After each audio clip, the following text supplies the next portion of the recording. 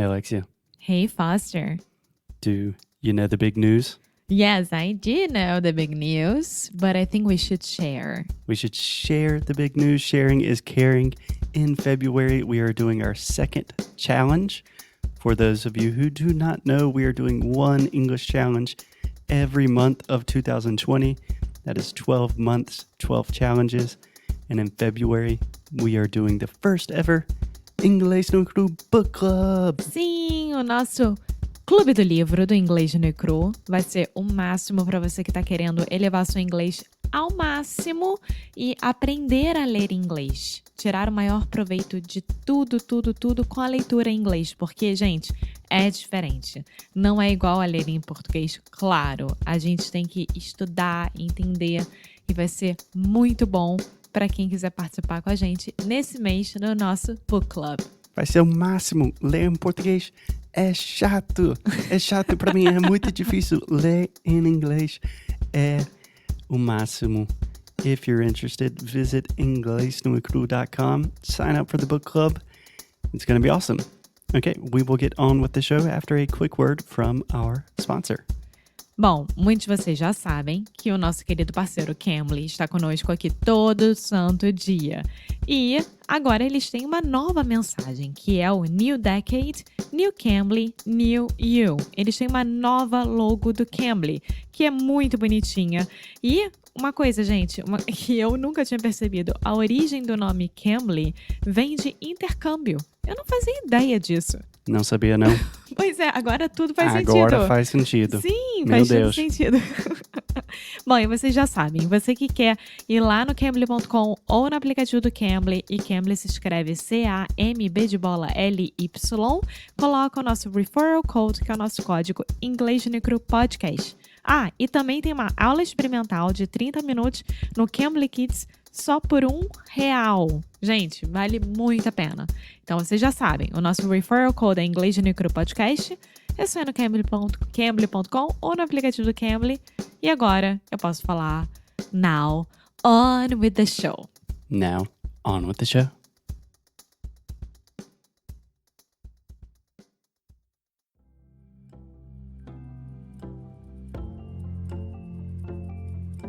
Hey guys, and welcome to another episode of Inglês no Cru Book Club. 1 month of books, reading, improving our English with reading.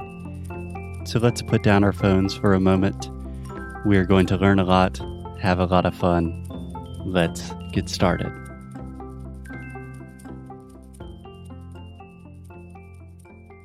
Hello. Hey guys, and welcome to another episode of the Inglês no Cru Book Club.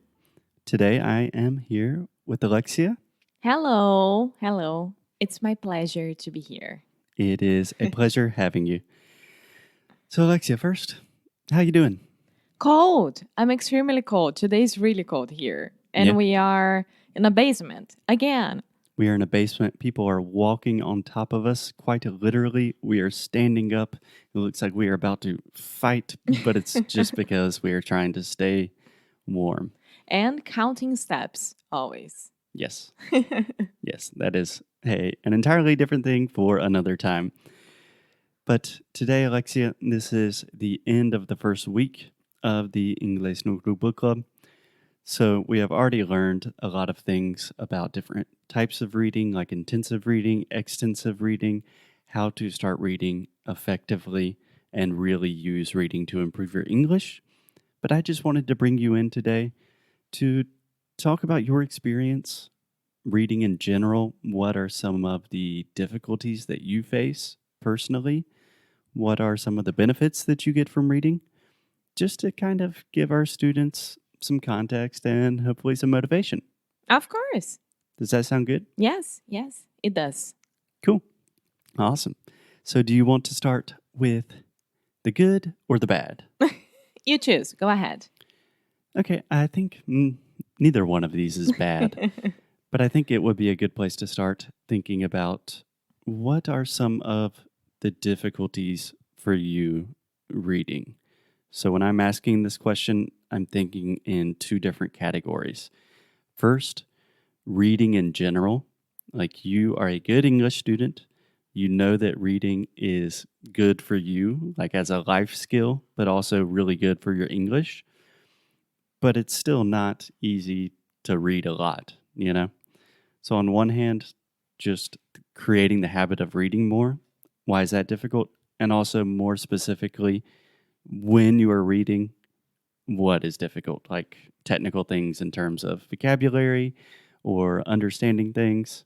So, I know that's a mouthful, a lot of questions. Feel free to begin wherever you want. So I think that nowadays a huge problem that we face is that everything is so easy and it's in front of us, and that's it. We don't have like the mindset to stop and start reading something new because you already know that you'll have difficulties to read that and understand an expression and new vocabulary, and it depends on the book that you're reading, right? Exactly. So I blame a lot on the modern days. Okay, so you're placing a lot of the blame on modernity. Interesting. Yes. So it sounds like you're kind of talking about two things. First, the difficulty of starting. And this is a real thing. You have a book, it's interesting, you know you want to read it, It's but ridiculous. it's a big book and just getting that first step is hard. And it's not if it's a big book or a short book. Right. It's not small, right? It's short. Yeah, a small book would actually be referring to the physical size of the book, And short is the amount of pages. the number of pages. Yes.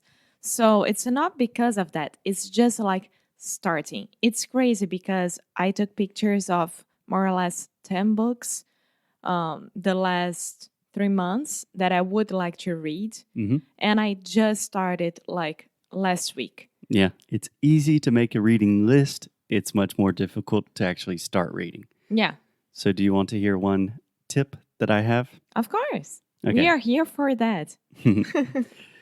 So naturally, I just finished reading a book called Tiny Habits. Mm-hmm. I love reading about habits, routines, that kind of thing. But the idea is make the smallest possible habit imaginable. So if you are having difficulty starting a book, just tell yourself, okay, today I'm going to read the first page of the book. That's all I have to do. Or perhaps this week, every day I'm going to read one page of the book. And then once you do that, you can start to gain a little bit of momentum, and probably you will begin enjoying the book and you just start reading. But if you can't read one page, we can't really help you. It's just like physical exercise. You just have to start. And then you run 1 mile and you run 2 miles and then you run 3 miles. It's the same as reading. It's crazy to think that during our parents' generation and before that, of course, everything was about books. Every single thing. And nowadays, it's not. So we are suffering a lot with that. Yeah. Plus, when you start reading and it starts to be difficult, you kind of like, you don't want to let yourself down, right? Right. Yeah. So it's a balance that you had to have.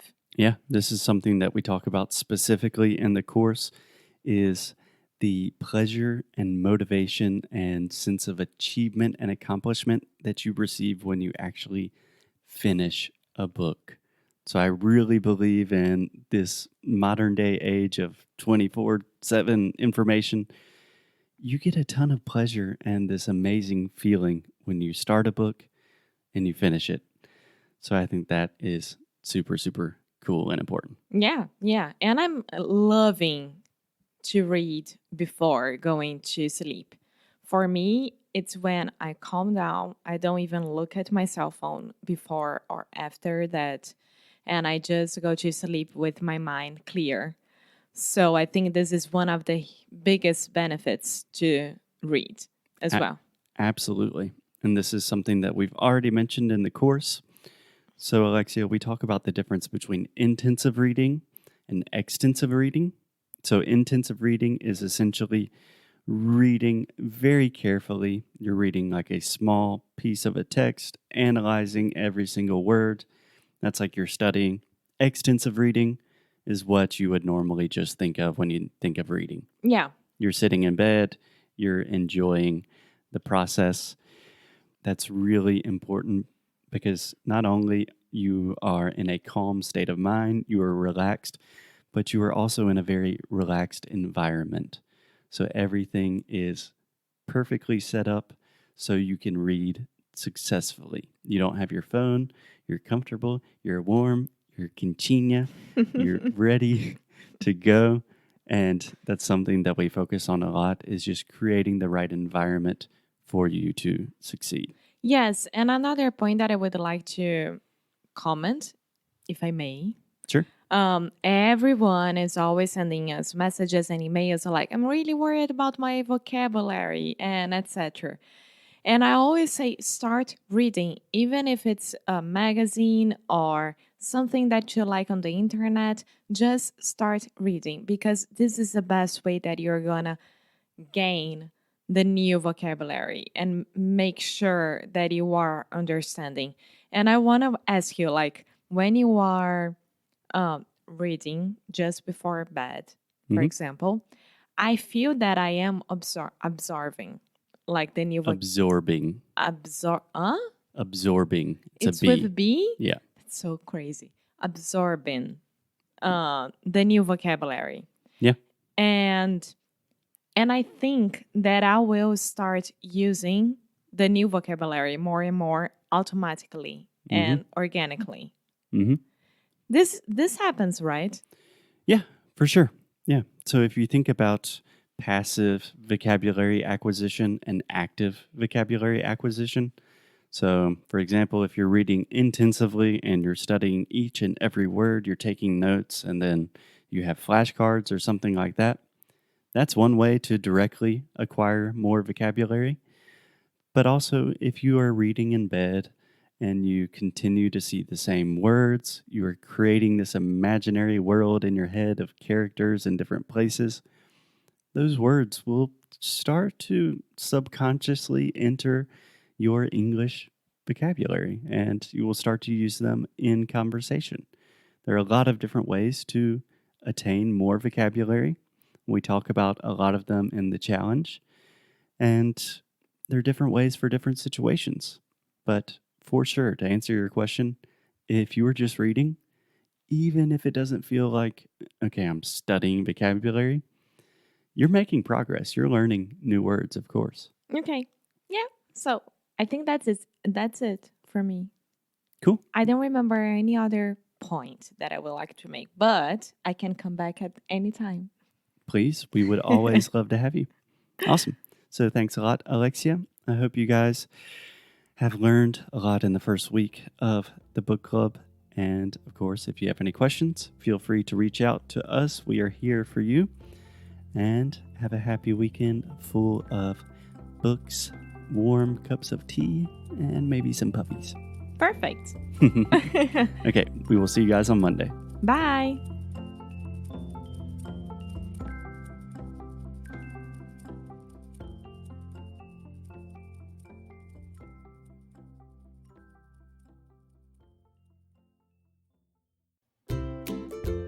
Muito obrigada por ter escutado mais um episódio aqui do nosso Inglês de Necro Rádio. Como sempre, vou pedir para você deixar sua review, deixar o seu e-mail no nosso site inglesnuecrupodcast.com, ficar de olho nas novidades que a gente sempre manda, nossos recursos grátis, enfim, todas as novidades que a gente puder, a gente vai estar compartilhando com vocês, principalmente por e-mail. Então, é isso. Eu quis aqui dar esse recado. Como sempre, obrigada pelo suporte e a gente se vê no próximo episódio, tá bom? Bye!